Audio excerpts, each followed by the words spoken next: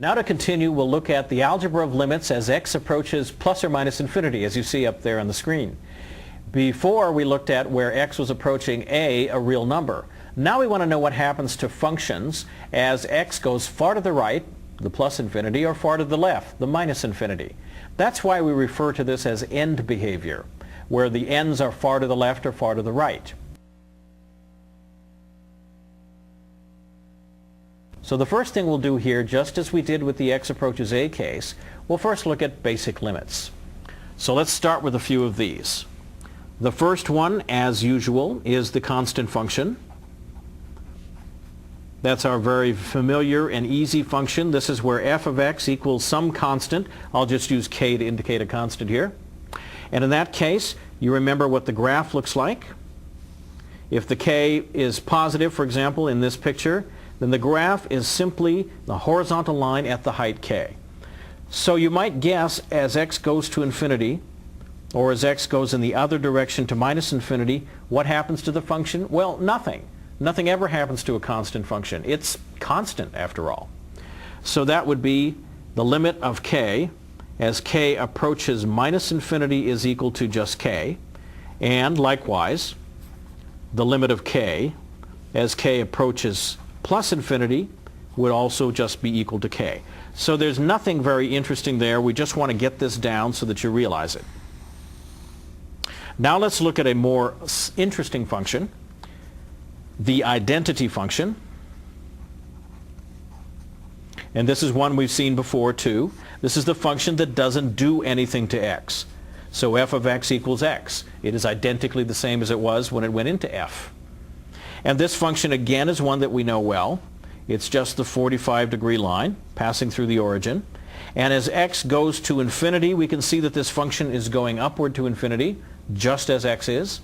And as x goes to negative infinity, we see that the function is going downward to negative infinity, just as x is. So that tells us, as if you couldn't guess, as x goes to minus infinity, what does the function x go to? Well, minus infinity, of course. And the limit of x as x goes to infinity equals infinity, likewise. So this was another one that's easy. Well, of course, these are called basic limits, so we expect them to be easy. All right, let's go back to one of our favorite functions, sometimes called the reciprocal function, or if you like to be a little more colloquial, the flip-over function. And that's the function f of x equals 1 over x.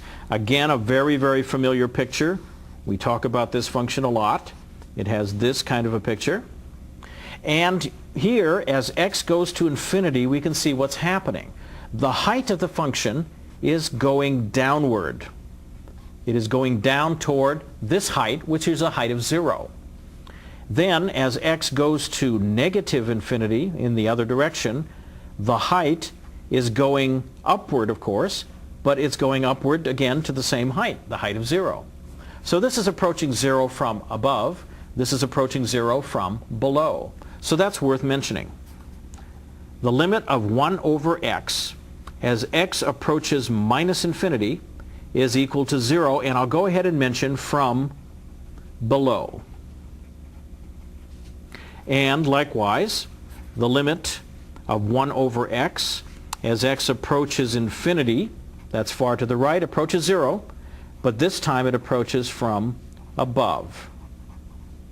Now, keeping these in mind will help you as you do graphs many times in this course. So it is true that both of these simply go to 0, but it is also helpful to know that one of them is going from below, that's the one at the left, and the one at the right is going from above. So that's it for basic limits. Now we'll move on to a little bit more complicated limits. Now we're going ahead and look at limits of sums, differences, products, quotients, and roots. We did this when x was approaching a real number, and now we're going to do the same thing for x approaching one of the two infinities.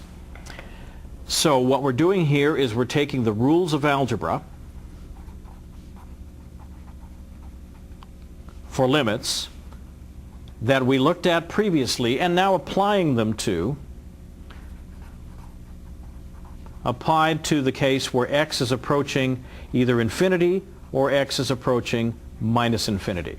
So these are going to look very much alike, except in a couple of cases they're almost identical. Just as a note, we only state these for the x approaches infinity case, because the other case is the same, and it is not worth our time to go ahead and say both of them.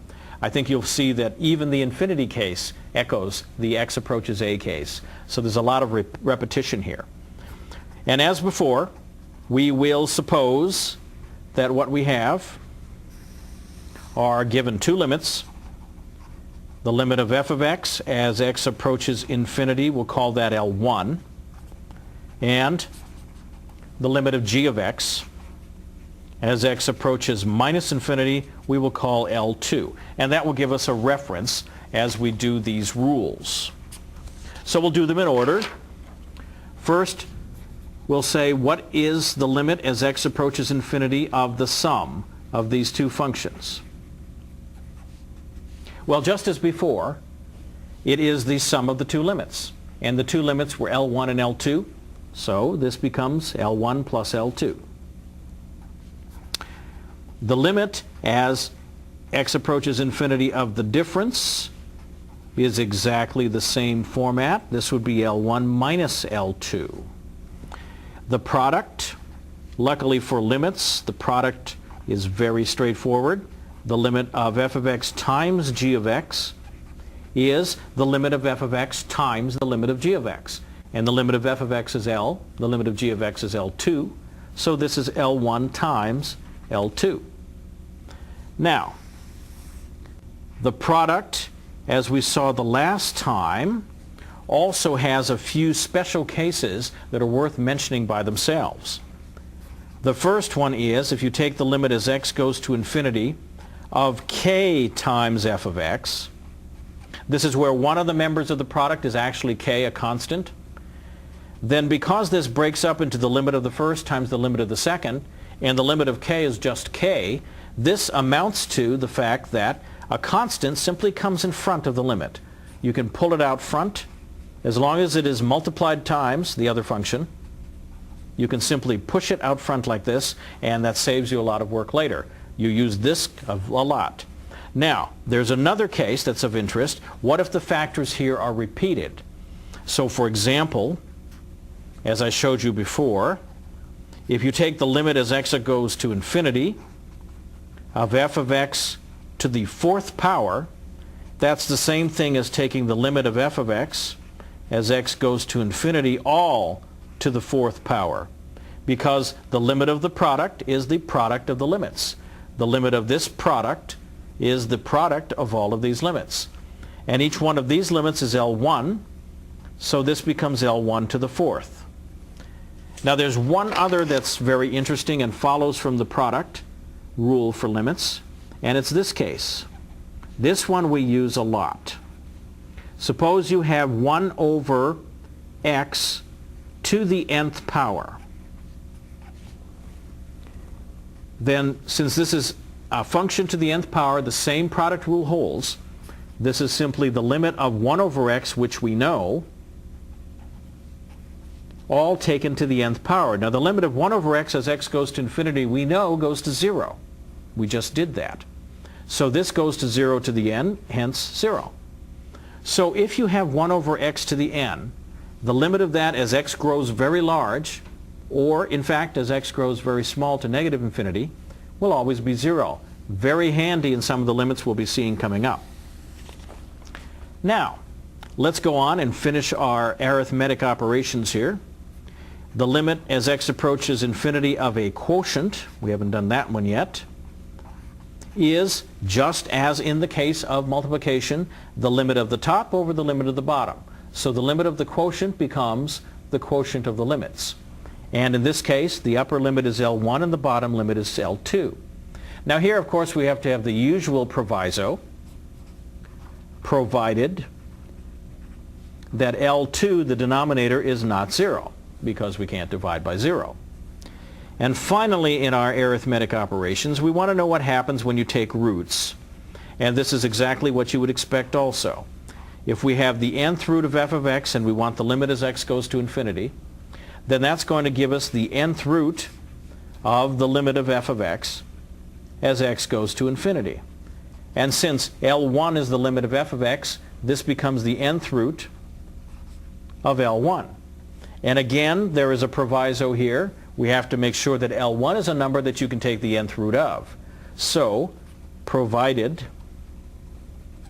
when n is even, that's the only problem case, then in that case, L1 is greater than or equal to 0. So that covers all of the arithmetic operations. Now there's one other one here as x goes to infinity that's interesting. And interesting means, of course, that we'll be using it more than once. Let us just consider this case. The limit of x to the n power as x goes, well, we want to look at x going to infinity and x going to negative infinity. Well, first look at x going to infinity. What is happening? X is getting larger and larger in the positive direction. So x is eventually positive, and so whatever n is, this is going to be a positive number that's growing, which means this should go to infinity, and it does. And this is true for all values of n equal 1, 2, 3, 4, and so on. So maybe that's not particularly interesting. Powers of numbers where the number is getting larger in the positive sense, that those powers go to infinity perhaps doesn't surprise you. But now let's look at the other direction. Let's take the limit of x to the n, the same function, as x approaches minus infinity. Now, if you think about this, something happens depending on what n is. If n is even, negative numbers are made positive. If n is odd, negative numbers are preserved, or at least their sign is preserved. So that means we have two cases here. We get minus infinity for all of the odd numbers, n equal 1, 3, 5, and so on. In other words, I'll write the word odd here. We get infinity for n equal the even numbers like 2, 4, 6, and so on. These would be even numbers. So when x goes to one of the two infinities, x to the n does go to an infinity. But if x is positive, if x is approaching positive infinity, it'll go to positive infinity. If x is going to negative infinity, it oscillates back and forth depending on what happens to what form the n takes, if the n is odd or even. So, since it alternates depending on the n, what would you say about this limit if I talked about this limit and mentioned all of the n's? Then you would have a limit that oscillates between two values, which means it does not exist. So, does not exist if all n are allowed. So, you have to be careful when you're going to negative infinity. That is the lesson here. And finally, these are such interesting limits. Let's look at their graphs and just make a silent observation of these graphs. I will go ahead and draw 6 graphs, and then we'll move on to some other limit properties. But I think you'll see from these that what we just learned on the previous page makes perfect sense. Here is the graph of x, odd power. Here is x cubed. X cubed, of course, looks like this. I drew the x again. Well, that's all right. The x cubed looks like that. X to the 5th flattens out a bit. X squared, as you know, looks like this. X to the 4th looks like this. X to the 5th flattens even more. And notice that as we go to the right in every one of these, the function goes off to positive infinity. But as we go to the left, it depends. In the odd cases, it goes to negative infinity. In these even cases, it goes up to positive infinity. So with that quick observation, we can move on. Now let's put some of this together and look at the limits of polynomial functions. And they have two types of n behaviors, and only two. So let's see what I mean by that. First of all, let's go ahead and write out a polynomial function so we're all talking about the same object. A polynomial function. What does that look like? Well, let's call it f of x. It's going to be cn x to the n plus, say, cn minus 1 x to the n minus 1 plus dot dot dot down to c1x plus c naught, where, in order that we are talking about something that's not nonsense, the leading coefficient cn is non-zero. As usual with a polynomial, these are the powers of x. The n here is the highest degree of any power of x, and so it's called the degree of the polynomial. We'll use that fact later. And all of these other cn's, which are subscripted by n minus 1 all the way down to 0, are simply real numbers. Now, what are these two n behaviors I'm referring to here? Do I mean x going to plus or minus infinity? No. I want to talk about the n behavior of the function. So I'm interested in what happens to f of x. And I'm saying that f of x itself has two n behaviors. So let me write down what I mean by that. The two n behaviors are that as x goes to infinity, which is the rightward end, make sure we're talking about the right ends here, or as x goes to minus infinity, which is the leftward end, again there's the end, then, as I said, it is the functional value that we're interested in. F of x goes to infinity, or f of x goes to minus infinity. So these are the two possibilities that I mentioned above in the title of this section.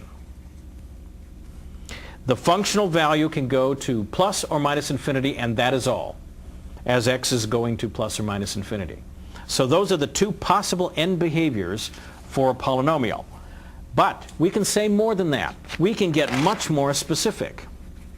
But we can say more. Observe the following. Now this is not a complete proof, but it's a plausible argument. Here's f of x, our polynomial function. Cn x to the n plus cn minus 1 x to the n minus 1 plus down to c1x plus c naught. Now observe that if I factor out x to the n here, kind of an odd thing to do, but let's just do it and see what happens. If I take the xn out, I'm left first with cn. That first step is easy. Then what happens here? Well, if you look, you're left with cn minus 1 over x. Because if I multiply the xn back in, then x to the n over x would give me x to the n minus 1. Continue down doing this. You have c1 over x to the n minus 1, and then finally c naught over x to the n. Now, why would anyone do this? Well, notice that all of these terms with an x in the denominator, as x goes to infinity, each one of these terms will go to 0. So let's write that down. As x goes to either one of the infinities, so I'll write plus or minus infinity. When you see this, you have to read it plus or minus infinity. It's simply shorthand. As x goes to plus or minus infinity, these terms I have marked, these terms all go to 0.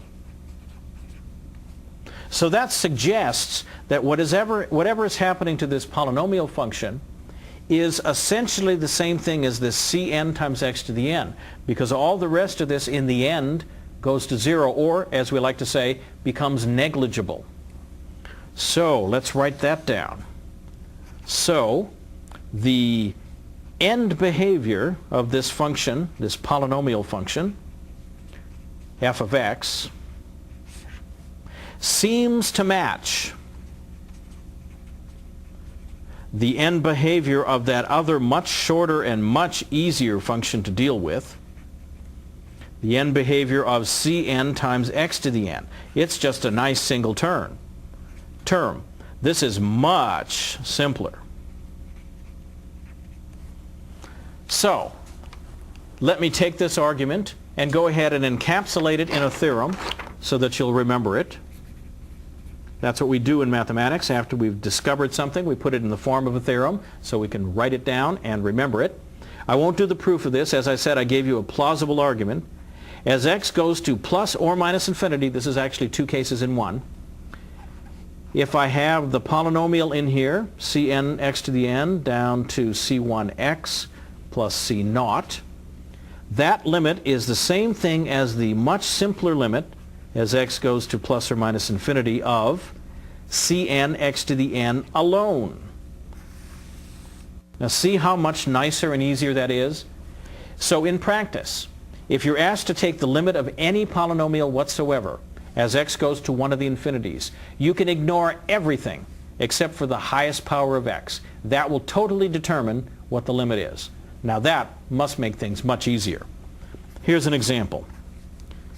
If I take the limit, and let's go to minus infinity, say, of this particular polynomial, minus 4x to the 8th plus 17x to the 5th plus 3x to the 4th, you can just make your own up, plus 2x minus 50, then I know from this previous theorem that I can ignore all of this stuff to the right and just concentrate on this highest power. So this is the same as the limit as x approaches minus infinity of just minus 4 times x to the 8th. Well, from my previous knowledge of limits, I know that if I have a constant here, I can pull that out in front of the limit. So this becomes minus 4 times the limit of x to the 8th as x approaches minus infinity. And since this is an even power, although x is approaching negative numbers, when you take those negative numbers to the even power, they will always be positive. So this is growing without bound in the positive direction. So this part goes to positive infinity. However, it is multiplied by a negative number, so the end result is negative infinity. And this was made much simpler because all this part here could be simply ignored. Because in the limit, only the highest power matters in a polynomial. That is to say, the highest power is what we say dominates the limit. And so leaving you with that, we'll move on to rational functions. Now it's time to look at the limits of rational functions. And they have three types of end behavior. And that will be interesting to examine. Now this is as x goes to plus or minus infinity, of course. So first of all, just to start us off correctly, let's remember that a rational function has the following form. It's a polynomial over or divided by another polynomial. If you write it in notation, we could say that the rational function f of x is, say, p of x. We've used p of x and q of x for polynomials before. P of x over q of x. And we can refer to p of x as the top polynomial and q of x as the bottom polynomial. Now, of course, technically we could call those the numerator and the denominator, but I'd rather just call them top and bottom. It's a lot easier. Now remember, the degree of a polynomial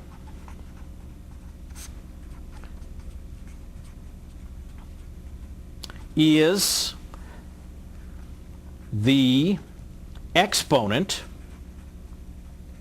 of the highest power of x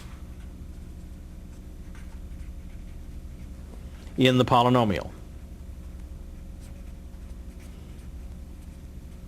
So, you know that a polynomial is a sum of various terms with powers of x. Simply take whatever number is the highest power. That exponent is called the degree of the polynomial. Now, we will be using that fact as we try to find out what happens when we take the limit of a rational function as x approaches plus or minus infinity. What could possibly happen?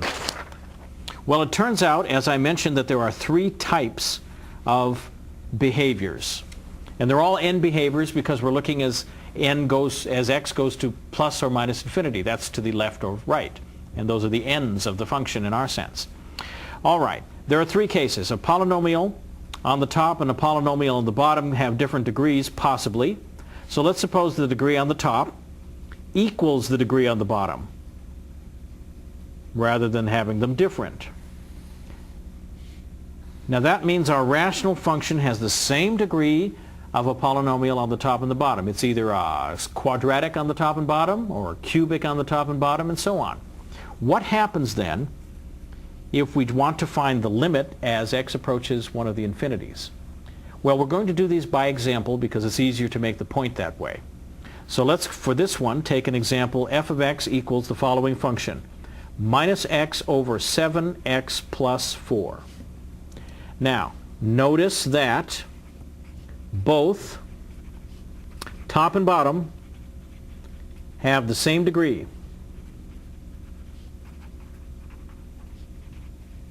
And in this case, that degree is 1. They're both linear. All right. What happens now if I take the limit of this function as x goes to, and I can just look at one of the infinities because the idea will be the same for both. So I'll just let x go to plus infinity. And so I have the limit as x goes to infinity of this expression, this rational function, minus x over 7x plus 4. Now, how am I going to discover what happens here? Here is the first intuitive problem. If I let x go to infinity, as I try to do with other functions where the x is approaching a real number, you try and put that number in there to see what's happening before you wonder if there's any other work. If you try that with infinity here, look what happens. You get an infinity of one type or the other on the top, and on the bottom you get another infinity, which means you've got this indeterminate form, infinity over infinity. Now, that's not a real number, so that signals, because it's indeterminate, it signals that we need to do something else. So here is a very standard technique that will allow you to see what's happening here. If you divide top and bottom by whatever that common degree is, that is 1 in this case, if you divide by the power of x that has that degree, in this case just x, watch what happens. We take the limit as x goes to infinity. On the top now, by dividing by x, we're left with minus 1. Well, that's nice. On the bottom, we divide 7x by x, we're left with 7. And then when we divide 4 by x, well, we get 4 over x. But you know, although that looks complicated, it's not as bad as it seems. Because observe, there's only one x now left in this expression. And it's in this expression 4 over x. Well, what happens to 4 over x as x goes to infinity? We already know the answer to that. This expression goes to 0, which means I now know how to take this entire limit. This part goes to 0. I'm left with minus 1 over 7, which is exactly what this limit turns out to be, minus 1/7. And the way to remember this is to remember that the end result, notice from the very beginning, that minus 1 is the coefficient of the highest power of x here. 7 is the coefficient of the highest power of x here on the denominator, or the bottom. So I didn't have to do all of this work, and in the future you won't have to either. Because you've seen this work, if you have a rational function where the top and bottom have the same degree, then all you have to do is ignore everything else and just take the coefficient of the highest power on the top and the coefficient of the highest power on the bottom, and look, you have minus 1/7, just as we got here. And we can say that more specifically by saying the leading coefficient of the top is then over the leading coefficient of the bottom. And leading coefficient always means the coefficient of the highest power of x. That's what leading means. Now, let me note one other thing while we're at it. Remember, when you're taking the limit of a function like this, the function represents y values, the vertical values. You're asking what vertical value is the function f of x approaching as x approaches infinity? Well, it is approaching this vertical value of minus 1/7. In other words, y equal 1/7 is a horizontal asymptote. Remember, we talked about these before. A horizontal asymptote for this function. So there's more here than meets the eye perhaps, but we won't have to do all of this work in the future because we now have developed a technique that will take us immediately to the limit, provided the degree of the top and the bottom are the same. Now, what if that's not the case? Well, that leads us to type 2. Oh, these names, by the way, type 1, 2, and 3 are non-standard, so in other books they may be listed another way. But here we'll just go ahead with this way. Suppose the degree of the top is strictly less than the degree of the bottom. The previous case was where they were equal. Now let's look at where they are different and the top has degree less than the bottom. Again, I will make my point by looking at an example. In this case, let's take this easy one, 5x plus 2 over 2x cubed minus 1. Notice that the degree of the top is equal to 1. It's linear. The highest power of x is 1. And likewise, the degree of the bottom is 3. It is a cubic down here, so the highest power is 3. And notice that the top is less than the bottom as we wanted to look at in this case. Now we'll ask the same question we asked before. What happens if you take this limit as x goes to infinity? Take the limit as x goes to infinity of this expression, 5x plus 2 over 2x cubed minus 1. Again, the first intuitive step gives us the same indeterminate form. If we try to put in infinity, of course infinity is not a number, but if we tried to put it in, we would get infinity on the top and infinity on the bottom. An indeterminate form, which means nothing. We have to do more work to see what this limit is. So we're going to use exactly the same technique. We will divide top and bottom by, well, now we have to make a choice. Last time the degrees of the top and the bottom were the same. In this case, the top and the bottom are not the same. So which one do we divide by? Always divide by the higher of the two. Divide by, in this case, x cubed, because 3 is the higher degree of the two. Now, let's see what happens here. We have the limit as x approaches infinity. On the top, if we divide by x cubed, we get 5x over x cubed. That's 5 now over x squared, plus 2 over x cubed. The bottom, we just get a 2 in the first place. That's the only place the x cubed will cancel. Minus 1 over x cubed in the second place. Now notice again, if I look at all these expressions that involve an x in the bottom taken to a power and a constant on the top, all of these expressions go to 0 in the limit, which means I'm left with 2 on the bottom and 0 on the top. Well, that's a perfectly well-defined real number. That means I have 0 as my limit. This will always work. This is always going to be 0. If the degree of the top is less than the degree of the bottom, then the limit of the rational function as x goes to infinity or minus infinity will always be 0.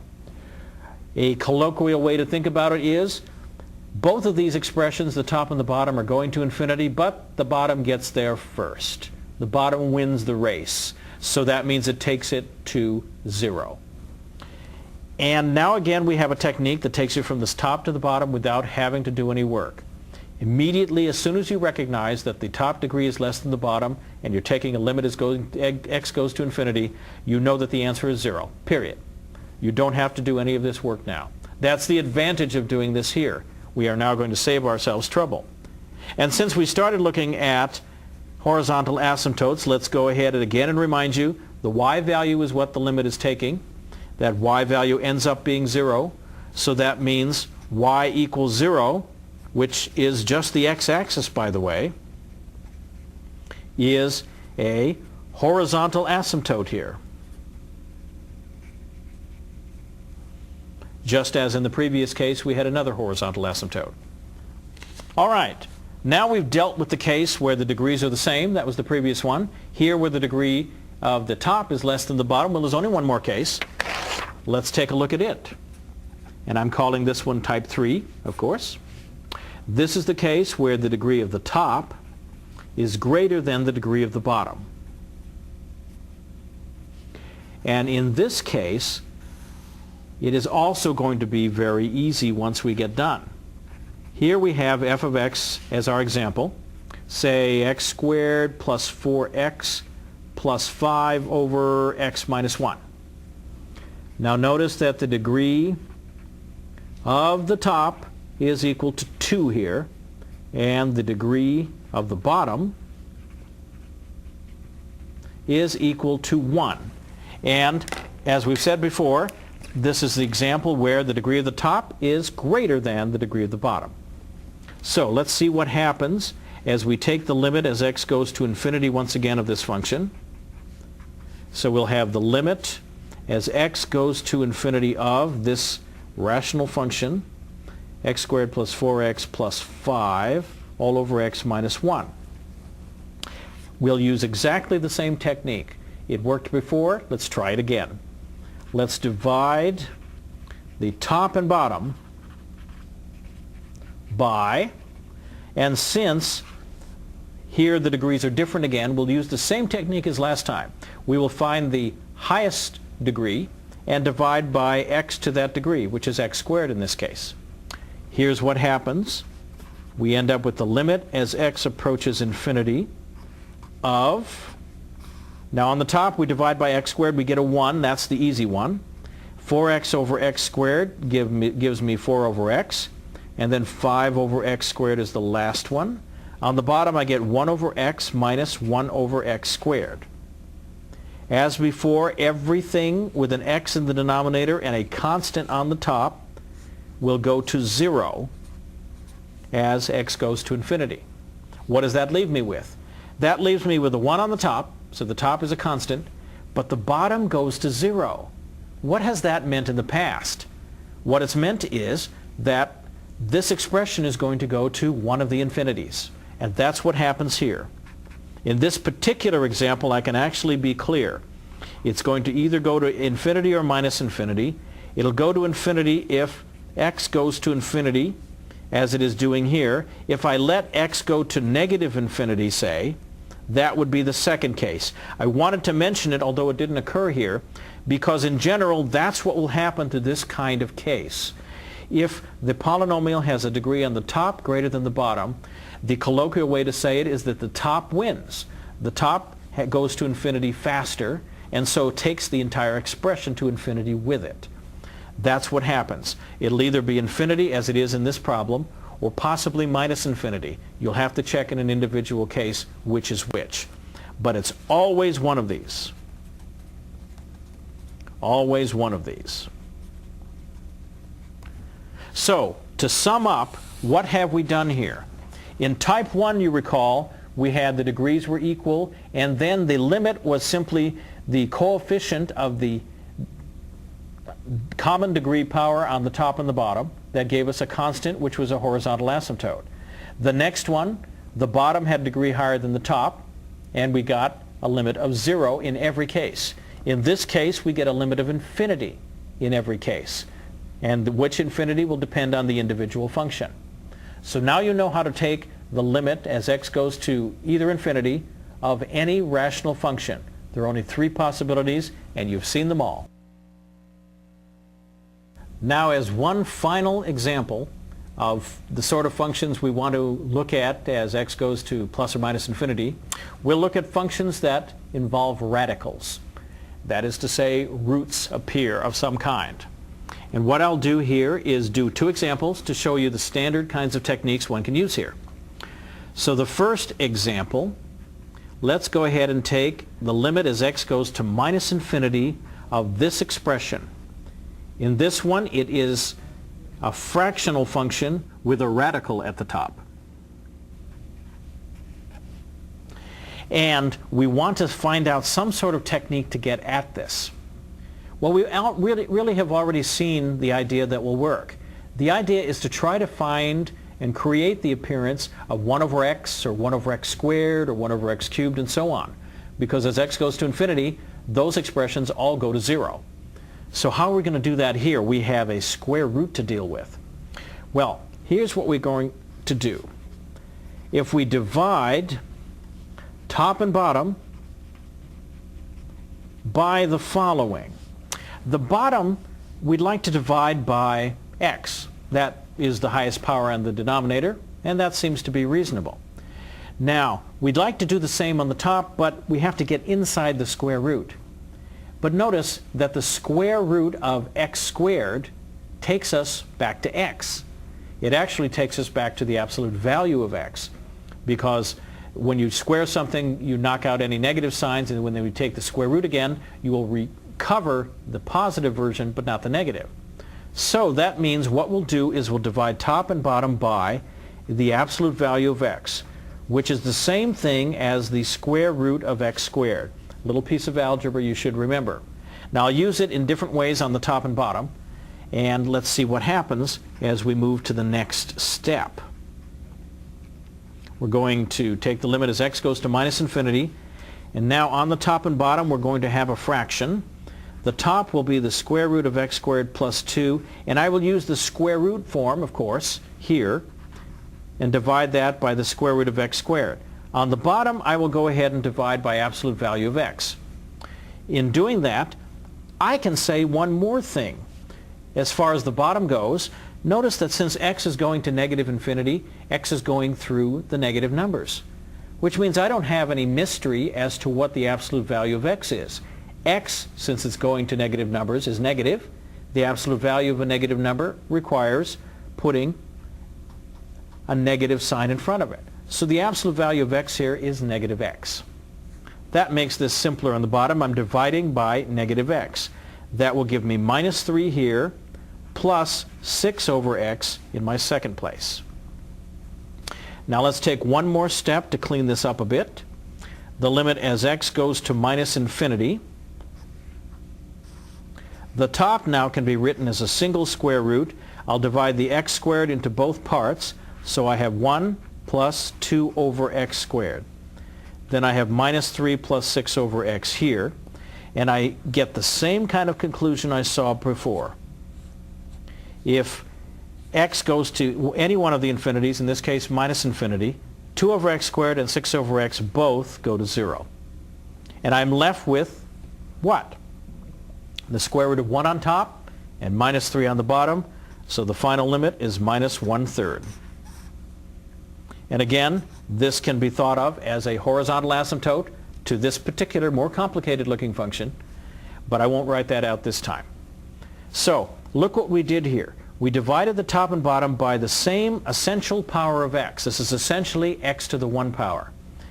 It was absolute value because I wanted to divide by square root of x squared to get the top to work out.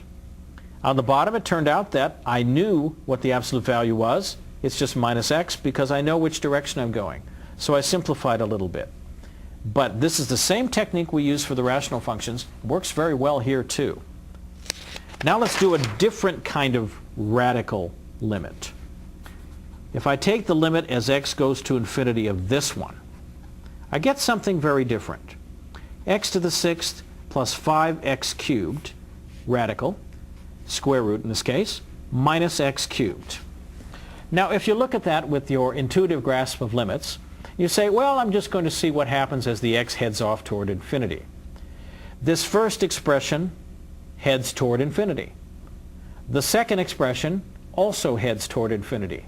This appears to be infinity minus infinity, and you know what that is? That's another one of those indeterminate forms. We saw 0 over 0 as being indeterminate. This is another one. You cannot determine what this is without more work. So we need to find some algebra that we can do here that will allow us to find out what this limit is. This is a difference, and this difference suggests the technique that we're going to use. This is very standard for this kind of a problem. So I take the limit as x goes to infinity, and let me rewrite this. X to the 6th plus 5x cubed under the square root minus x cubed. And now I will multiply top and bottom by the same thing, so the net result is multiplying by the number 1. What will I multiply by? I will multiply by what's called the conjugate of this expression. That is to say, this square root plus x cubed is the conjugate. And so I will multiply by that. Now if you've seen this before, you know where we're headed. If you haven't, then I will show you what happens here. The advantage to this is certainly not in the denominator because we just gained a denominator where we didn't have one. It must be in this numerator or the top. So the limit as x goes to infinity. Now what do we have? Well, we have that denominator because that's the only thing down there. X to the 6th plus 5x cubed under the square root plus x cubed. Now what happens to the top? Notice that you have a binomial difference and a binomial sum here. When you multiply those two together, you get the difference of two squares. This is a well-known algebraic result. The square, of course, of the square root is just x to the 6th plus 5x cubed minus the square of x cubed is x to the 6th. That immediately suggests a simplification, x to the 6th minus x to the 6th. So this becomes the limit as x goes to infinity of, the top becomes 5x cubed and the bottom remains the same, plus x cubed. All right. Now we're at the same kind of problem we were before. This problem started out with a difference which wasn't like the previous fraction we looked at. But now we have a fraction and we have a root. We're going to use the same technique we used before, which is to say we will divide top and bottom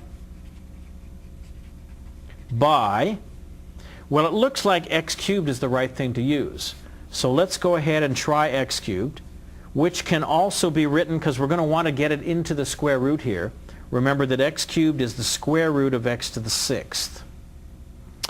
Okay, let's see what step that leads us to now.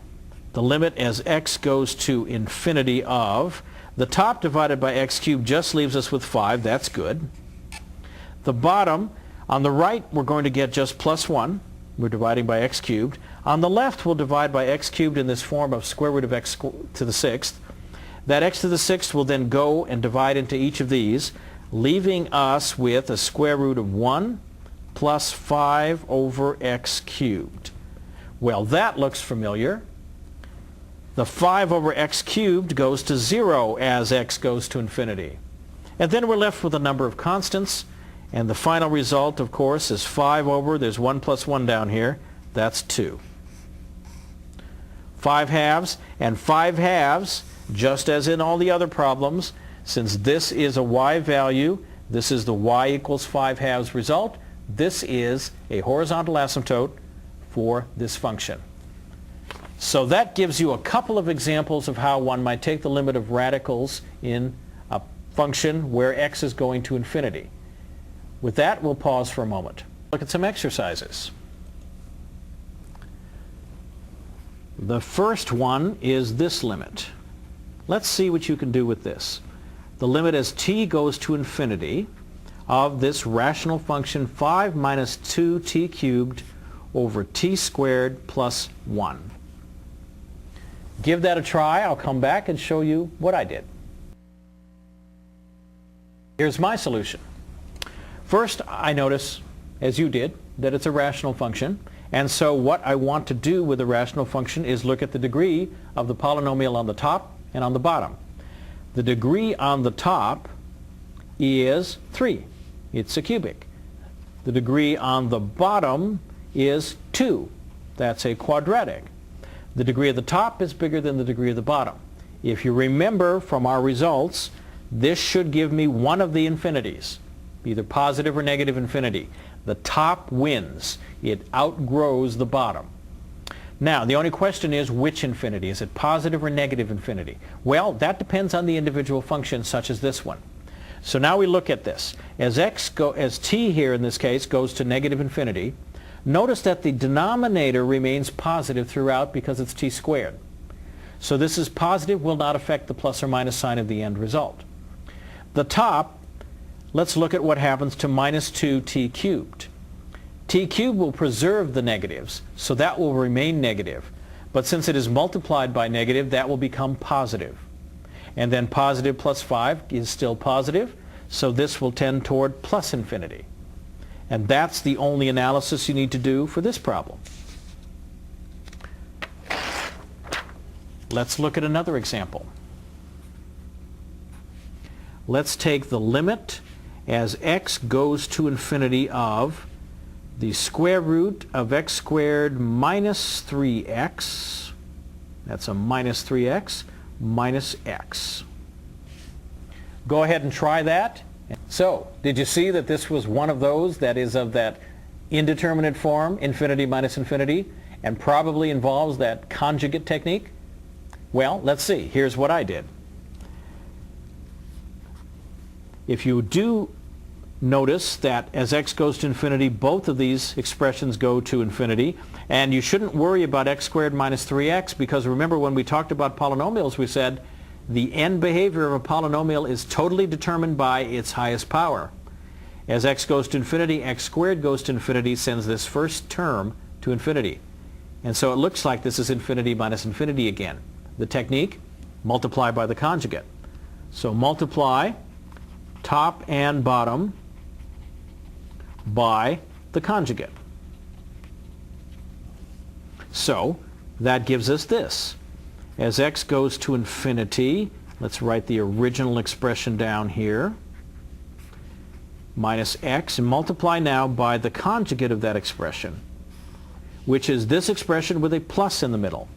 So this is the square root of x squared minus 3x plus x.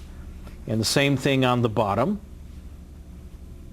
so that the net result again is that this is 1. Doesn't change the expression that we're trying to work with. The advantage is that it cleans things up, we hope. We will now have the denominator, of course, will remain the same, x squared minus 3x plus x. But from our previous work, we know that we have the binomial a minus b here, and this is a plus b, using the letters a to stand for these more particular terms. And that gives us the difference of two squares.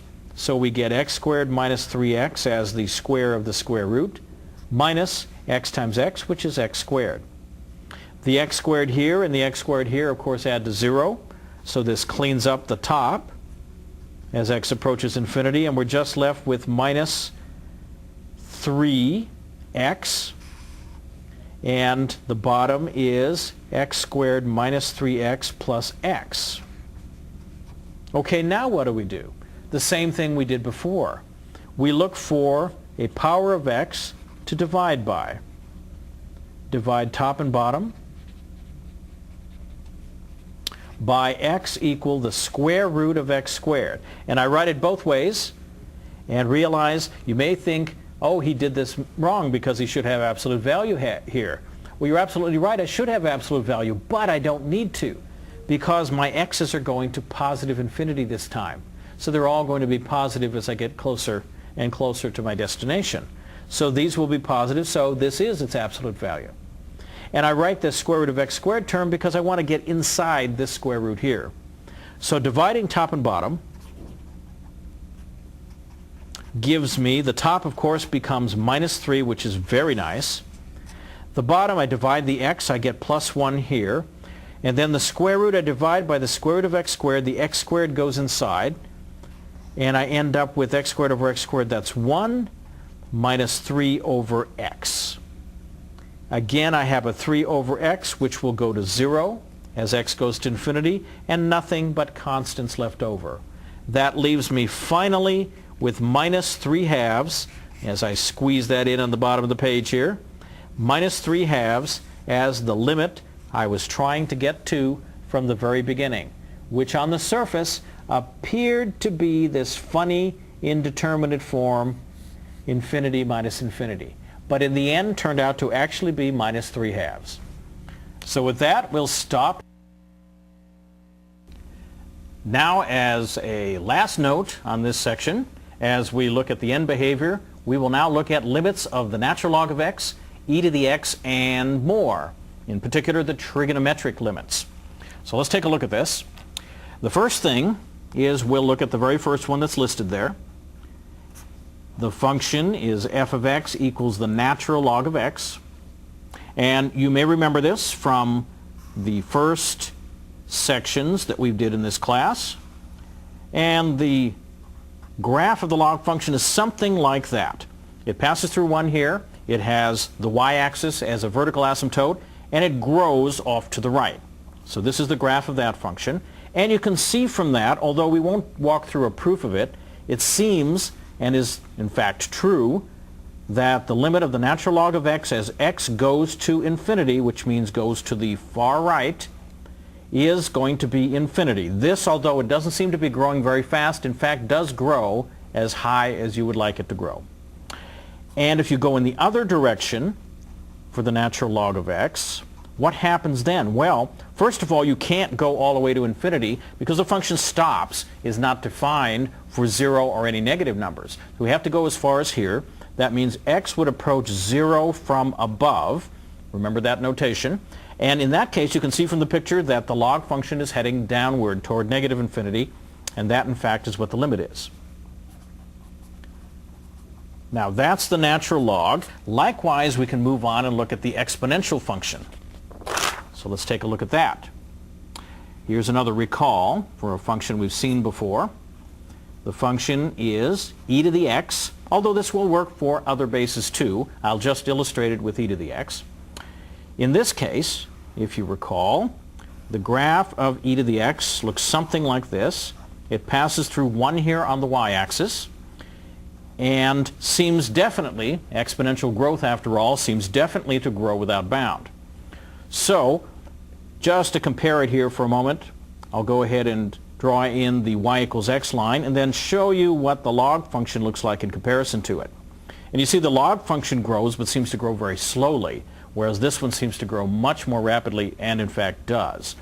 So in this case, again without proof, we can take the limit of e to the x as x grows without bound to the right, that is toward positive infinity, and we seem to get infinity in that case. If we go in the other direction for e to the x, and in this case we actually can go all the way out because e to the x is defined for negative numbers, as x approaches negative infinity, in that case we can see that vertically, which is what the e to the x in every function that's under a limit represents, it is the vertical distance. This distance seems to be shrinking down to a height of 0. So the answer here would be 0, and I'm going to add something that's not usually added. I'm going to write from above, because we are approaching 0, which is the x-axis height. We're approaching that from above rather than from below or in some other manner. So it's nice to note that, even though there isn't any official notation for that. Also, just for the record, if we want to go ahead and look at the exponential with e to the minus x, then as you may recall, e to the minus x of course is 1 over e to the x, and that gives you a picture that looks like this, passing through 1 in the origin. And as you can see from this picture, if you take the limit of e to the minus x, as x goes far to the right, you're getting 0 from above. And the limit of e to the minus x, as x approaches negative infinity, goes far to the left, we end up with, you can see what's happening here, it's growing to infinity, infinity. So you see, if you have e to the minus x and compare it to e to the x, they are exactly reversed in their behaviors. Okay, there's one more kind of limit I wanted to talk about briefly here, and these are the trigonometric limits, which are the kind we'll be seeing in this course, although perhaps it would be better to say periodic functions. That's more general and in fact points out what makes these limits so interesting. These are limits as x goes to plus or minus infinity that do not exist, and they do not exist by reason of oscillation or something else. So there's no particular notation for this, but I can show you what's happening in a picture. So suppose first of all let's take the most familiar one, f of x equals sine x. If you look at the graph of this function, as we know, it never goes any higher than 1 and never goes any lower than minus 1, and has a picture that looks something like this in both directions. You can see that as x goes to plus infinity or negative infinity, the height of the function, the functional value, never settles down. It is what I like to call infinitely indecisive.